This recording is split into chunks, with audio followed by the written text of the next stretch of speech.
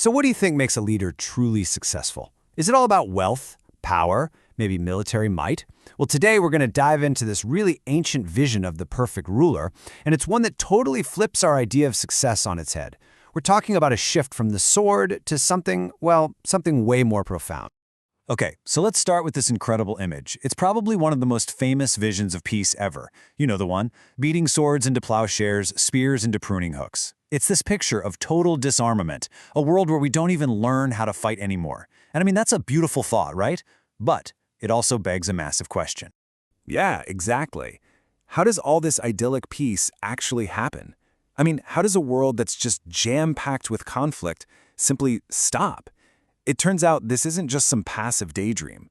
The ancient texts lay out a pretty powerful mechanism for making this whole thing a reality.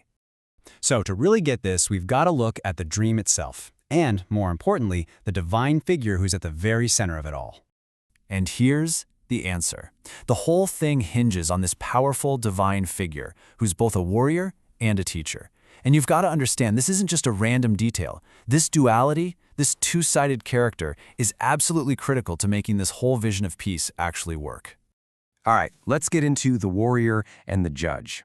Because these two ideas, warrior and judge, they're actually tangled up together in a single, really fascinating Hebrew word that kind of unlocks the whole thing.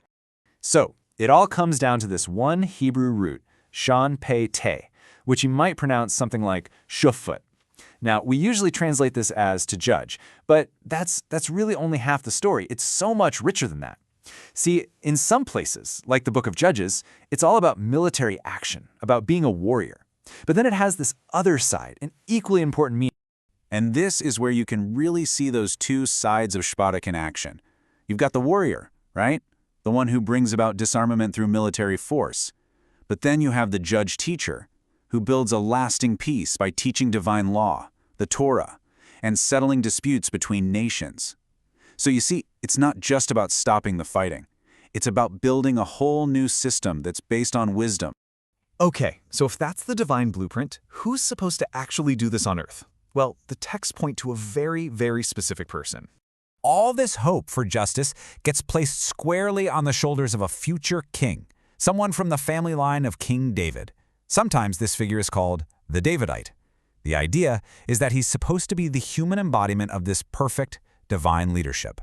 And the way they describe him is just, it's so poetic. He's called a shoot that grows from a stump. Think about that. It's this image of new life coming from a lineage that looked totally dead and gone. And his power, his authority, it doesn't come from some political election. It comes directly from the Spirit of Yahweh. So what does this spirit actually give him? It's not just raw power. It's like he gets this complete ethical toolkit. We're talking wisdom, understanding, counsel, strength, knowledge, and something the text calls the fear of Yahweh, which is basically this deep, reverent respect. And let's be real, these aren't just fancy words for a king. These are the absolute pillars of any effective leader, then or now. And get this, his main job, his whole mission, it isn't about conquering new lands or building giant monuments to himself. It's about justice.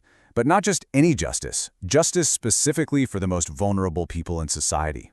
The text says he's going to righteously judge the poor and arbitrate with equity for the earth's downcast. I mean, that is a radical mission statement, even for us today.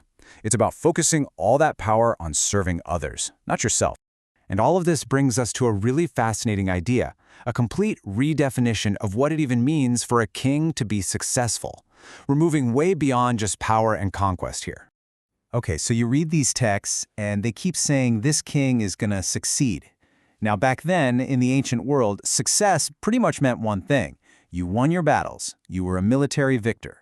But what's happening here is that the texts are basically hijacking that word and giving it a totally new, much deeper meaning. And just like before, it comes down to a Hebrew root word. This time it's skl, maybe pronounced like sakal, and you guessed it, its meaning is way deeper than just a simple translation.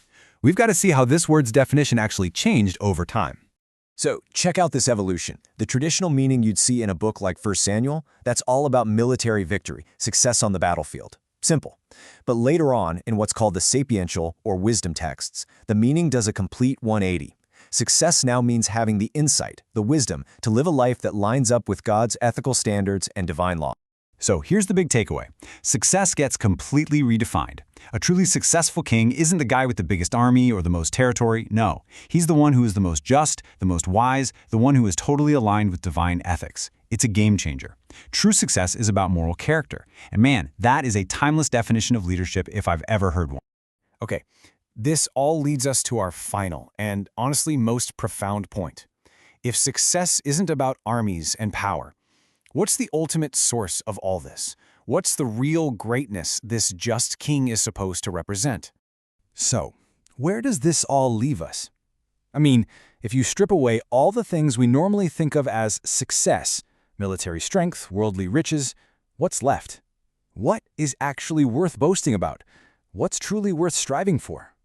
And the prophet Jeremiah gives this absolutely stunning answer. He says, "Let not the wise boast of their wisdom. Let not the strong boast of their strength. But instead, let those who boast in this, that they understand and know me." And who is that? "For I, Yahweh, act with steadfast love, justice, and righteousness in the earth." Wow. The only thing worth boasting about is knowing and understanding the character of God, which is defined by love, justice, and righteousness. And that really brings it all home, doesn't it?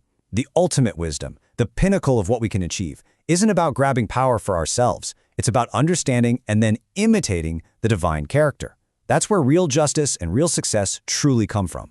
So I'll leave you with this question to chew on. What if we took this seriously today?